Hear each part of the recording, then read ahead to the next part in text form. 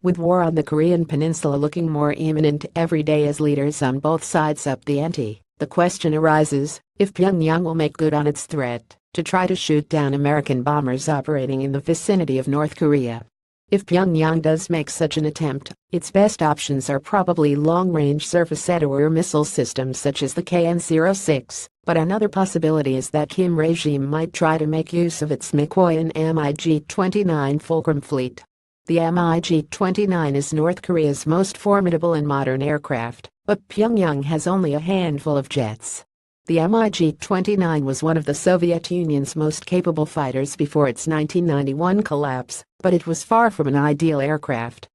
While the mig-29 was fast, powerful and was exceptionally agile, its Achilles' heel was its very short operating radius, roughly 450 miles for optimum profiles to as little as 250 miles, and poor radar, with export variants receiving less sophisticated avionics than those airframes destined for the Soviet Air Forces.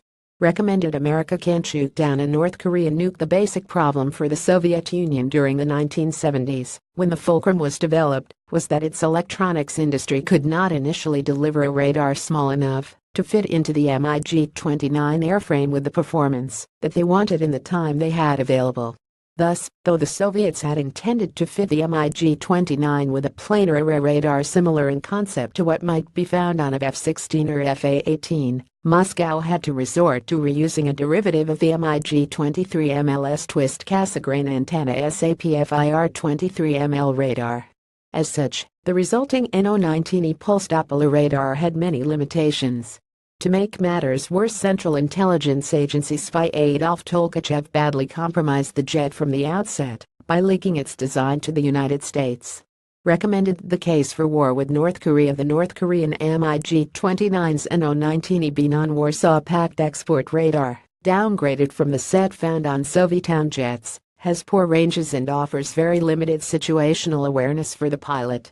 However, the mig-29 is also equipped with the EPR-NK-29E infrared search and track system, which gives it some additional sensor capability. However, like most Soviet aircraft, the mig-29 is designed to be used in conjunction with ground controllers. The pilot mostly steers the aircraft into position based on instructions from ground radar operators, thus the lack of onboard sensor capability was not a huge detriment under the Soviet concept of operations. Recommended China's new stealth fighter has arrived, where the original mig-29 shines is in close range within visual range fights. The Soviets equipped the Fulcrum with the SHCHEL-3UM-1 helmet-mounted cueing system, which, coupled with the R-73 Archer high-foresight missile, makes the mig-29 a formidable opponent in a dogfight. The extremely agile Fulcrum, which has outstanding low-speed handling coupled with a very high thrust-to-weight ratio, would routinely defeat U.S. and Allied F-15CS, F-16s and F-A-18s during training exercises in the 1990s thanks to its helmet-mounted cueing system. But those were German and mig-29s flown by expert Luftwaffe pilots in the days before the advent of the Raytheon AIM-9X Sidewinder and joint helmet-mounted cueing system.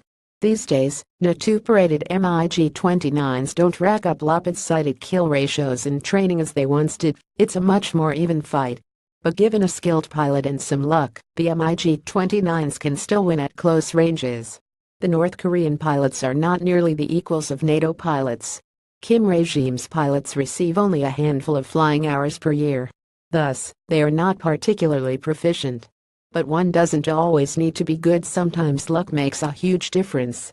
If by some happenstance a North Korean mig-29 closes into range with a U.S. bomber or reconnaissance aircraft, which has happened in the past, and provokes a confrontation with U.S. fighters, the Fulcrum is still dangerous. Pages